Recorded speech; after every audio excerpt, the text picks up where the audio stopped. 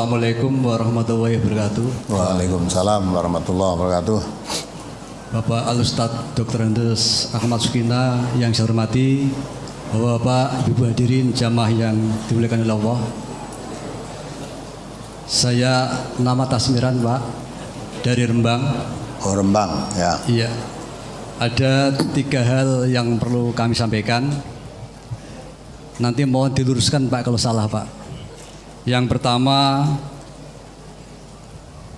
yaitu surat Al-Baqarah ayat 208. A'udzubillahi minasyaitonirrajim. Bismillahirrahmanirrahim. Ya ayyuhalladzina amanu qulu fis silmi kafah wala tatabiqu khutuwatin syaitan innahu lakum aduwwun mubin. Wahai orang yang beriman, masuklah Islam secara keseluruhan dan janganlah kau mengikuti langkah-langkah setan, karena setan adalah musuh yang nyata. Pertanyaan Pak, apa yang dimaksud dengan masuk Islam secara kafah, secara keseluruhan? Kita ketahui bahwasanya Islam didirikan 5 hal. Yang pertama adalah syahadat, sholat, zakat, puasa, dan haji.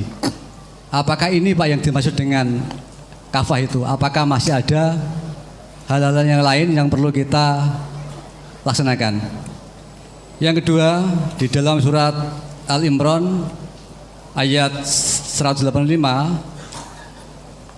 saya ambil yang singkat saja. Ya ayyuhalladzina amanu kullu nafsin dha'iqatul maut. Itu aja Pak. Pertanyaannya Pak, bahwa setiap yang bernyawa adalah pasti mati. Apakah setan itu mati Pak? Itu. Ya. Ya. Yang ketiga, ini kadang-kadang di kampung kami Pak, orang beranggapan masuk surga itu mudah Pak. Sing penting wis nglakoni syahadat insya Allah masuk surga. Padahal saya pernah baca hadis itu bahwa besok pada hari kiamat yang disab pertama kali ada sholatnya Pak. Itu. Kalau sholatnya bagus insya Allah masuk surga, kalau tidak ya nusewu barangkali tidak masuk surga itu. Yang keempat, kemarin saya mengikuti kajian jarak jauh Pak. Saya juga ikut prihatin kok sampai terjadi hal demikian. Apa ya? Yang pada waktu ada mahasiswa yang menjelek-jelekan Pak Ustadz. Oh, kamu rupanya baru saja di MTA ya? Iya Pak. Oh, menjelek-jelekan saya tunggale akeh. Iya. Hanya. Ya, terus? Terus begini Pak, apa resepnya Pak? Pak Ustadz ini dijelekan berulang kali. Saya pernah buka di internet, ada kiai yang mengatakan ngaji di bar 300.000, ada yang mengatakan lagi tadi yang disampaikan oleh Bapak tadi, jina lebih baik dan sebagainya itu. Padahal nusewu, Bapak yang jelaskan gini kok gak marah, padahal istri saya mendengar pengajian kemarin Pak. Itu aja kalau bisa mau memukul kepalanya loh Pak, betul Pak ini Pak. Sama gedem-gedem kalau orang Jawa itu. Lah nun sewu, apa resepnya ini Pak? Pak Sukino kok tidak pernah marah itu Pak. Yang terakhir, ini dapat salam dari teman-teman saya Pak, yang khususnya yang kerja di Pemda Rembang Pak. Dia insya Allah nanti lain kali akan muncul Pak. Terima kasih. Wassalamualaikum warahmatullahi wabarakatuh. Waalaikumsalam warahmatullahi wabarakatuh.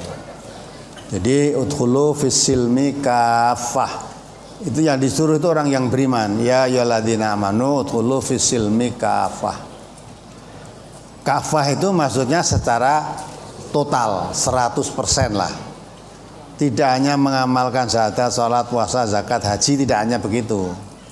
Ya. Jadi jangan sholatnya cara Islam, hajinya cara Islam, dagangnya cara kafir. Karena Islam juga ngatur perdagangan. Kalau kamu berdagang yang jujur, jangan ngurangi takaran, jangan ngurangi timbangan, jangan memalsukan barang dagangan yang jelek, kamu campurkan dengan yang baik sehingga tadi katakan dan itu baik. Itu artinya. Juga bicaranya cara Islam juga. Nabi kita mengatakan mangkana yu'minu billah wal yaumil akhir falyakul khairon aw liyasmut. Kalau kamu orang beriman, maka yang diseru kafah tadi kan orang yang beriman. Kalau kamu orang beriman, bicaralah yang baik. Kalau tidak bisa bicara yang baik, lebih baik kamu diam. Yang disuruh untuk kafah tadi orang yang beriman. Ya ayyuhalladzina amanu udkhulu fisilmi kafah. Lah kalau kamu bicaramu sudah bohong, janji suka ingkar, kamu bukan orang yang beriman. Maka tidak ada perintah untuk kafah. Bicaranya pun harus jujur, lurus. Karena Allah mengatakan waqulu qaulan sadida, berkatalah kamu berkata yang jujur, yang lurus. Nah, lah kalau orang suka berkata bohong, ya, itu bukan ciri orang yang beriman. Kata Nabi itu cirinya orang munafik. Kalau orang munafik itu idza hadatsa kadzaba wa idza wa'ada akhlafa wa idza tumina khona. Bicara bohong, kalau janji ingkar, kalau diberi kepercayaan khianat. Itu bukan orang yang beriman. Dia tidak dapat perintah untuk kafah. Orang munafik kok kafah gimana, ya tak? Jadi maksudnya kita masuk Islam secara kafah itu ya rukun Islam itu dijalani, di samping itu syariat Islam yang lain. Cara berpakaiannya cara Islam, bicaranya cara Islam, janjinya cara Islam, dagangnya cara Islam, makannya cara Islam. Itu secara keseluruhan. Makan cara Islam itu gimana toh? Nah, minum cara Islam bagaimana? Nah, biasa banyak orang minum tuh walaupun Islam ya gini, ya dah. Padahal mestinya kamu makan minum dengan tangan. Kalau masukkan ke mulut dengan tangan itu disertai dengan setan itu. Bismillahirrahmanirrahim. Sehingga jangan merasa anggap Islamis. Oh syahadat wis ngaku Islam itu. Syahadat itu masuk surga. Memang betul, kalau kamu mengamalkan syahadat, jelas kamu masuk surga. Betul itu. Tapi orang mengamal bukan sekedar asyhadu alla ilaha illallah wa muhammadar rasul, bukan situ. Kalau kamu mengakui bahwa tidak tahu Tuhan kecuali Allah, berarti kamu harus mentaati aturan-aturan Allah. Kalau kamu mengakui Muhammad itu utusan Allah, diutus oleh Allah untuk apa di dunia ini, maka ikutilah ajaran Rasulullah. Kata Allah, qul in kuntum tuhibbunallah fattabi'uni. Kalau kamu katakan Muhammad, katakan kepada umatmu, kalau kamu cinta pada Allah, ikuti aku. Nah, ikuti Nabi itu termasuk mengamalkan Islam. Ya itu tadilah. Jadi maksudnya secara kafah itu artinya segala perilakunya itu menurut tuntunan Islam. Maka tidak mungkin kamu mengaku orang yang beriman mau mengamalkan secara kafah kalau kamu Islam pun tidak paham. Ya, Islam tidak paham bagaimana? Orang Islam itu termasuk memusuhi orang Islam lainnya haram. Menghina, merendahkan kehormatan orang Islam lainnya haram. Merugikan harta orang Islam haram. Bertengkar sesama orang Islam haram. Nah, orang Islam malah memusuhi orang Islam, itu bukan, tidak termasuk kafah. Kalau kamu mengaku orang iman, oh ini saudara saya. Menerima berita langsung percaya itu pun bukan cara Islam. Kalau cara Islam kamu mendengar berita tentang kejelekan saudaramu muslim dikabar-kabarkan, nek nurut Islam kamu tabayun dulu. Jangan mengambil keputusan percaya kepada berita itu sebelum tabayun. Nah, itulah maka Islam itu ya, orang Islam itu harus selalu, kalau kamu ngaku orang iman, amalkan Islam secara keseluruhan, jangan setengah-setengah. Nah, itulah Pak yang maksudnya secara kafah itu. Kemudian apakah setan itu mati? Tadi kan Allah mengatakan kullun nafsin dha'iqatul maut, semua yang bernyawa itu mati. Saya tanya dulu, lah setan itu punya nyawa enggak? Semua makhluk, jangankan setan, malaikat itu pun bisa. Quran mengatakan kullu apa? Nafsin halikun apa? Ila wajah. Ya. Kullu syai'in halikun. Semua yang ada ini bakal rusak. Kecuali satu yang ada tidak rusak itu apa? Allah. Semua yang ada ini hakikatnya itu makhluk diciptakan oleh Allah. Maka semua makhluk yang ada hancur nanti akhirnya. Tidak ada yang utuh termasuk malaikat. Yang ada tidak akan rusak hanya Allah. Kullu syai'in halikun illa wajhah. Semua yang ada itu rusak kecuali Allah. Hanya itu saja. Terus kita bayangkan lah, sono kabeh rusak terus Allah delek-delek dhewe ra nek kancane no. Sebelum Allah menciptakan segala sesuatu, Allah ya sendiri, qiyamuhu binafsihi. Allah itu berdiri sendiri, tidak minta bantuan siapapun. Tidak perlu teman. Malah kita menganggap teman Allah jadi syirik kita. Allah tidak perlu diperteman, disekutukan dengan yang lain. Allah bekerja sendiri, menciptakan sendiri. Orang nanti makhluk dimatikan, kembali pada Allah ya diurusi sendiri. Ini semua itu ya kekuasaan Allah mutlak. Maka kalau dari setan ya mati apa enggak, kalau setan itu punya nyawa ya mati podo wae, sama dengan makhluk yang lain. Jangankan setan, wong bumi langit yang kita tempati buminya hancur semua nanti. Itu kalau sudah hancur semua keadaannya kaya ngopo ya besok. Ora iso ndelok kamu ya udah hancur kok. Nah, mas setelah hancurnya bumi nanti alamnya ganti, alam akhirat nanti. Alam akhirat seperti apa? Tunggu aja. Jangan tanya sekarang, ditunggu nanti bakal ngalami. Karena urusan akhirat, urusan mahsyar, urusan neraka, urusan surga itu semua gaib, yang tahu hanya Allah. Ya, Kiai Kanjeng pribadi itu pun nggak tahu. Walaupun ada yang mengetahui katanya itu tahu punya apanya ilmu gaib. Ilmu gaib. Orang sekarang punya ilmu gaib ya. Yang tahu itu hanya Allah. Manusia nggak ada yang tahu ilmu gaib. Kalau tidak diberitahu oleh Allah. Lah kalau Nabi Muhammad SAW tahu hal-hal yang gaib, tidak kemasukan orang munafik beliau. Tidak terjebak mengirim para dai 70 orang yang hafal Quran dibunuh semua. Terusnya minta supaya dikirim balik di suatu tempat, ternyata sampai di situ dibunuh semua. Nah, kalau Nabi tahu gaib kan, wah rasa dikirim kan, dijebak dan kan gitu. Nah itulah, maka jangan sok mudah berlaku. Orang kalau tidak ngaji Quran itu mudah tertipu. Ada orang bisa bandakan uang, bisa bingung. Sampai tingkat ya sarjana pun percaya dengan itu. Kalau kayak saya, walaupun melihat di TV ya, kalau memang itu betul begitu, jelas itu suatu kebohongan. Jelas suatu kebohongan. Kalau memang seperti itu, jelas kebohongan. Tidak ada orang bisa tahu, apalagi bisa menggandakan uang kok negara ini melarat, gitu. Negara kita melarat kita. Akhirnya pemerintah kepingin mendapatkan uang untuk menutup kekurangannya, akhirnya mengadakan tax amnesty, duit masuk ke negara. Mbok manggil orang itu aja, manggil orang itu suruh gandakan uang berapa, yang dibutuhkan berapa. Yang dibutuhkan itu 1.000 triliun. Oh dia bisa lebih dari itu, uang mengari menggandakan. Kan gitu tuh. Nah akalnya kurang dipakai. Pemerintah rekso ini ya, panggil orang itu kan gandakan uang. Nyaur utang-utang di luar negeri, panggil ini diperintah dijadikan pegawai negara digaji yang paling besar. Cek cucuk itu. Nah orang gitu kok percaya, dia sak kelebatan gitu aja, walah ini pembohong. Walaupun menurut pengakuan itu ya, yang pernah jadi muridnya itu, ini pengikutnya ya berbintang 2 ada, polisi ada, tentara ada, ya anggota DPR ada. Lah pone anggota DPR ada itu terus bener.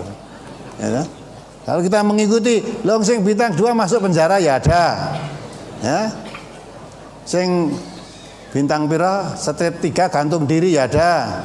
Nah, apalagi di anggota DPR masuk penjara akeh banget. Ya. Gubernur, bupati, wali kota masuk penjara ora kena dihitung. Apa nek pembesar negara begitu terus itu bener. Nah, itulah. Maka bersyukurlah saudara yang tidak jadi gubernur. Syukurlah tidak jadi bupati. Nek akhirnya bupati mau ngarep mlebu penjara kan kasihan. Sake.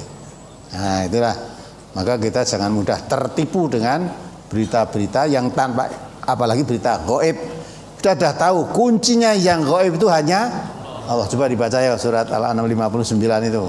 Kita pakai dasar ngomong itu.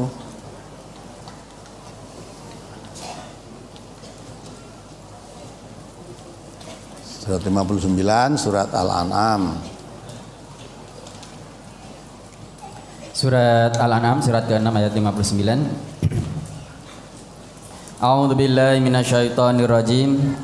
Wa 'indahu mafatihul ghaibi la ya'lamuha illahu wa ya'lamu ma fil barri wal bahr wa ma tasqutu min waraqatin illa ya'lamuha wa la habbatin fi dhulumatil ardi wa la ratbin wa la yabisin illa fi kitabim mubin.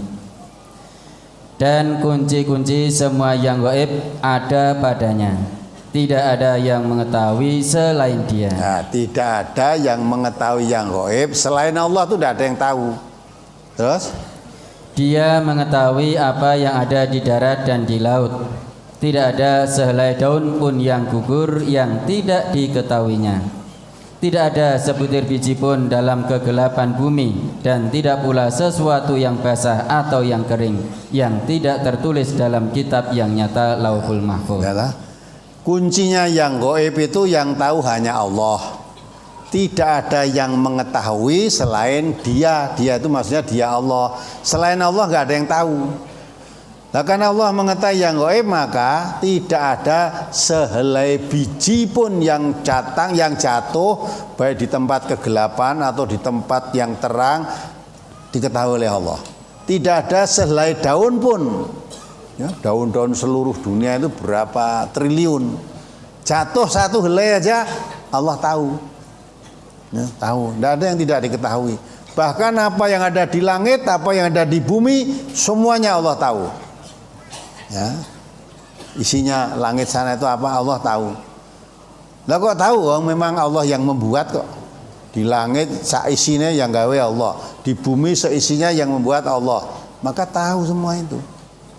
Nah, jadi kalau itu hal yang gaib, ada orang kok mengatakan saya tahu yang gaib, mesti bohong sudah. Ya? Kok bisa ngarani bohong? Lah dalam Al-Quran diterangkan tidak ada yang mengetahui yang gaib kecuali Allah. Sedang Allah mengatakan Quran itu la roiba fih. Quran mesti benernya. Maka kalau ada orang mengatakan yang gaib mesti bohong, karena itu bertentangan dengan Quran. Ya, yang bertentangan dengan Al-Quran pasti suatu kebohongan. Kalau Quran mengatakan yang tahu yang gaib hanya Allah, tidak ada yang tahu yang gaib kecuali hanya Allah. Jadi selain Allah kan tidak tahu. Oh, ngomong saya tahu gaib itu sudah bohong. Nah itu ya. Terus apa lagi tadi pertanyaan tadi? Resep untuk bersabar, saya tidak mudah marah. Apa resepnya? Ya resep ya tanya dokter-dokter itu. Sing sok gawe resep kan dokter itu. Itu ya. Jadi kita itu hanya berusaha. Karena kita mempelajari Al-Quran, berusaha Quran yang kita pelajari, kita memahami, diamalkan dalam kehidupan. Ya, kalau ada orang berbuat kepada saya yakin yang saya sampaikan suatu kebenaran. Lah kok dituduh fitnah ini, saya mengatakan prasangka baiklah, memang mereka mungkin belum tahu. Nah, kenyataannya setelah tahu ya menyesal lah dia, seperti bapak yang dari Gunung Wonogiri tadi itu. Ya, oh bencinya dengan saya luar biasa karena belum tahu. Ya, setelah tahu datang ke sini mau minta maaf. Dulu dari Blora ya gitu, yang bakar panggung itu, melempari mobil itu ya. Setelah tahu datang ke sini minta maaf. Malah di kantor saya minta dibalas apa aja lah, dikebuki saya mau di sini. Wes apapun yang akan saya balas kepada dia menerima dengan senang hati. Akhirnya saya maafkan. Dah tidak apa-apa lah, mudah-mudahan sadar. Terus dulu yang ngarani MTA seperti Mindring itu datang enggak ini? Putih. Nah, orangnya datang anggere weruh wong ngaji ini saking gedenge wong ngaji Mindringe wis mangkat iki. Ya tidak apa-apa lah, karena belum tahu. Setelah tahu dia akhirnya ikut ngaji malah. Buat ngaji. Nah, ada mantan bupati Pitusan itu, bupati Bluro ya, Ngenden, bupati ketoprak. Dia waktu masih itu jadi bupati ketoprak, tidak suka dengan MTA. Setelah sadar sekarang malah jadi guru daerah sudah. kirim untuk ngajar di daerah-daerah, ngajar guru MTA. Setelah tahu dia. Dan dari kejadian demi kejadian itu saya masih sangat baik, mungkin karena belum tahu. Kalau tindakannya sudah berlebihan, itu pun tidak kami lawan, tidak. Dan negara kita negara hukum, kalau diperingatkan dengan baik, tidak mau serahkan saja. Aparat hukum, penegak hukum, seperti sekarang yang teras ini saya serahkan pada TPM, tim pengacara muslim. Dah urusan aku urusan hukum, dah. Tidak? Ada. Lah kenapa kok dia apa-apakan tidak membalas? Itu tadi kita mengamalkan Quran. Ya. Kalau kamu diperbuat tidak baik, balaslah dengan cara yang baik. Kamu didolimi orang, maafkan orang yang berbuat dolim kepadamu. Wah, jane yo anyel aku mau krungu tak kepluk sirahe. Iya kan rekoso toh? Jadi yang kamu marah dengan itu malah rekoso. Maka saya nggak mau rekoso kok. Terus gue marah. Oh, artinya kamu menghina saya, menyebarluaskan berita tentang saya, tentang MTA dan sebagainya. Kamu membawa berita itu saja sudah. Gitu? Nanti kalau kamu fitnah ke sana kemari, tujuannya ben MTA mati, itu ternyata berkembang luas ini. Kamu mesti tambah panas. Itu Quran mengatakan wallahu adzabul jahannama walahu adzabul harik. Ya, kamu nanti disiapkan jahanam, sebelum masuk jahanam kamu tersiksa dengan membakar. Ya, hatimu kebakaran, makin panas berkembangnya MTA, makin panas kamu. Nah, dah, mulai segera bertobatlah. Nek ora tobat ya entenono jahanam. Nanti akan kamu tunggu. Nah, itu jadi kita tidak usah bingung-bingung. Pokoknya hasil Quran yang kita kaji, kita pahami, kalau itu perintah kita jalankan, kalau itu larangan kita tinggalkan. Sudah praktis. Ya, amalkan Quran ini mesti ora bakal keliru, ora bakal sesat. Lah kadang dibenci manusia kalau begitu. Ya, memang resikonya kalau orang yang mau ngamal tuntunan Allah, pilih salah satu. Dicintai manusia, dibenci Allah, apa dibenci manusia, dicintai Allah. Nek iso kalau bisa itu ya bagaimana dicintai manusia, bagaimana dicintai Allah. Tapi kalau harus terpaksa milih salah satu, ya tentu kita mencintai Allah. Perkara saya melaksanakan perintah Allah, manusia mau bicara apa silahkan. Benci boleh, senang boleh. Bencimu tidak saya reken, kesenanganmu tidak saya reken juga. Saya mengharap ridhonya Allah. Wong benci rekoso ya.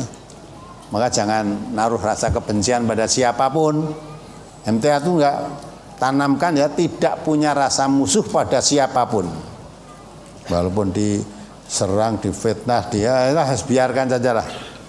Enggak usah dipikir itu. Kita tetap menghadapkan diri kepada Allah dengan ikhlas. Inna sholati wa nusuki wa mahyaya wa mamati lillah, itu resepnya. Ya. Kalau saya diharapkan ridha Allah, tidak mendengar orang mencaci maki, tidak didengar orang menyebar fitnah, tidak didengar orang memuji-muji. Ya, kamu mencaci itu hakmu, kamu memuji itu hakmu. Ya, tapi kalau saya merasa yang kita lakukan itu benar, sudah manusia mau bicara apa terserah, tidak ada manfaatnya kita nanggapi itu, gitu ya.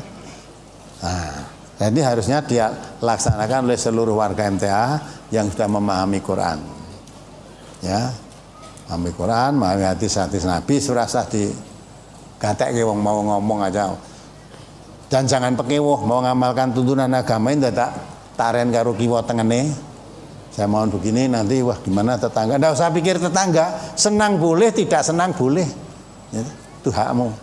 Kamu demo ya boleh, tidak kamu demo ya boleh. Demo bengok-bengok nganggo cangkemmu dhewe ya tak keselmu gitu loh. Sak keselmu. Tapi kalau sampai tindak nanti anarkis, ya urusannya dengan aparat penegak hukum gitu.